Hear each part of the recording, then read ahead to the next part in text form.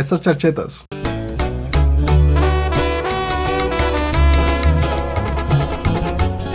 sonaban así.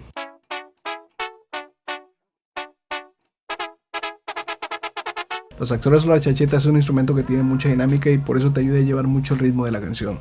Cuando me mandaron esta sesión y la abrí me di cuenta que estaban muy bien grabadas, pero al mismo tiempo no tenían nada de cuerpo y no se sentía el ritmo, no se sentía el movimiento, entonces era medio chistoso esto. Vamos a la sesión y vamos a ver cómo trabajamos con ellas.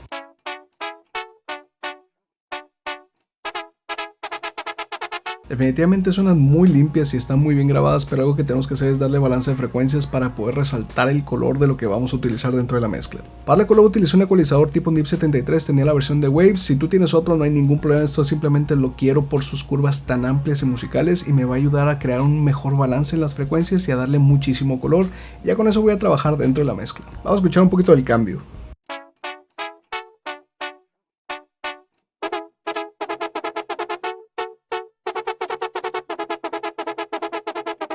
Algo que les voy a recomendar mucho es siempre compensa el volumen después de un proceso, ya sea ecualización, compresión o cualquier otra cosa, compensa el volumen para que no engañes tu oído. Lo primero que hice con este ecualizador fue en el área de 220, tratar de resaltar muchísimo más el cuerpo y saber cuánto fondo tenía el instrumento. Y una vez que hice esto y encontré el balance perfecto, me fui a los 350 alrededor, que es casi siempre donde está el cuerpo o la nota fundamental de las charchetas. Aquí en esta frecuencia se iba a recargar mucho lo que iba a ser la nota fundamental y el ritmo de la canción, así que le di 11 decibeles. Yo sé que suena muy excesivo, pero se los juro, los necesitaba. Algo con los que les recomiendo jugar mucho es con el preamplificador de este tipo de ecualizadores, porque la saturación armónica siempre te va a ayudar a controlar esas dinámicas sin que pierda el movimiento y me ayudó mucho a darle el color. Realmente es algo que lo recomiendo. El siguiente ecualizador que utilicé fue este Kirchhoff, que me ayudó a resaltar nuevamente la nota fundamental, pero aquí fue específicamente para tener movimiento. Algo que le recomiendo mucho es utilizar el auto gain y vamos a escuchar cuál es la diferencia del antes y el después.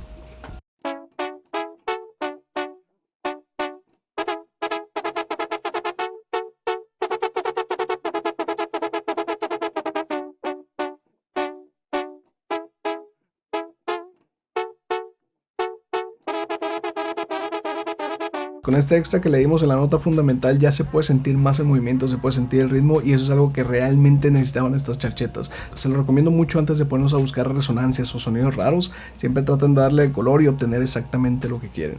En el tercer proceso utilicé compresión para controlar las dinámicas y específicamente lo que viene siendo las vocales del sonido. Utilicé el Arcom de Waves. Para ese plugin se lo recomiendo utilizarlo en modo opto y modo smooth, lo vuelve muy natural. Estoy utilizando 20 milisegundos específicamente para tratar de comprimir el sonido sostenido de la nota, lo que viene siendo la vocal. Si lo pongo en 15 milisegundos va a consumir mucho el golpe y lo va a apretar demasiado. 30 milisegundos puede llegar a sonar muy flojo y un release de 200 milisegundos es rápido, pero no lo suficiente como para mandarte los agudos así súper al frente de la mezcla. Entonces creo que es un buen balance, me gusta mucho cómo funciona, suena muy natural y al mismo tiempo le da mucho ritmo.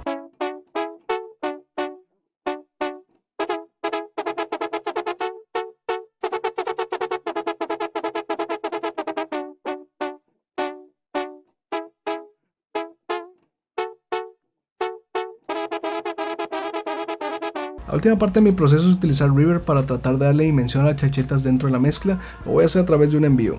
Como Reverb voy a utilizar el Magic 7, que es uno de mis plugins favoritos. Es 100% gratuito y aquí en la descripción les dejo el link para que lo puedan descargar. Voy a utilizar un cuarto específicamente para que tenga titularidad el sonido, que tenga dimensión pero al mismo tiempo esté al frente. Si le pongo un hold o otro tipo de reverb lo puede mandar para atrás o lo empasta un poco en la pista. En este caso quiero que tenga movimiento y titularidad, ¿no? Voy a exagerar el sonido para que puedan escuchar exactamente qué es lo que quiero lograr con él.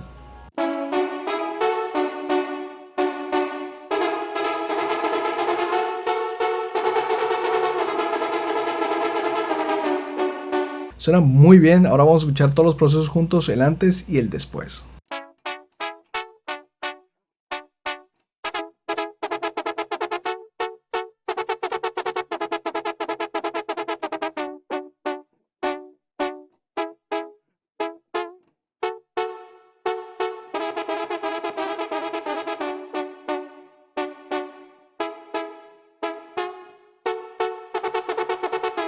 Y ahora todo junto en contexto suena así.